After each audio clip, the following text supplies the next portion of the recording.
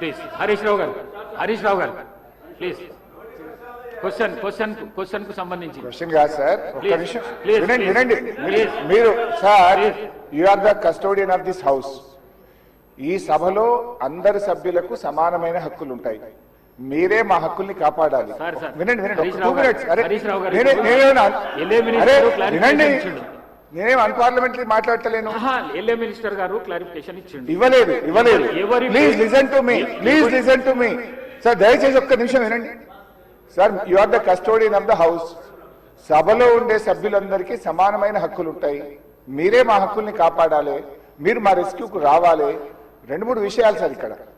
ఒకటి, BSc minutes మీరు house లో పెట్టారు. నేను దీని మీద కూడా మాట్లాడాలనుకుంటున్నా. It was decided that the Honorable Speaker will decide the number of days for which the assembly sessions will be held, keeping in view of the business to be transacted. మనం బీఎస్సీలో ఏం decide చేసినాం sir? 7 రోజులు శాసనసభ నడుపుతామని, ఆ తర్వాత మళ్ళీ BSc meeting పెట్టి decide చేస్తామన్నారు.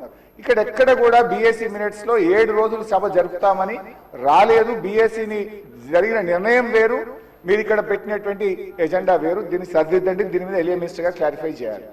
నంబర్ 2, ఒక క్వశ్చన్ మీద ముఖ్యమంత్రి గారు లేచి మాట్లాడారు, సభానాయకుడు ఓకే. దాని మీద మీరు ఇంకొక విపక్షానికి ఇచ్చి మాకు మైక్ ఇవ్వకపోవడము, మేము అడిగిన ప్రశ్నలకు ఒక్కదానికి క్లారిఫికేషన్ లేదు.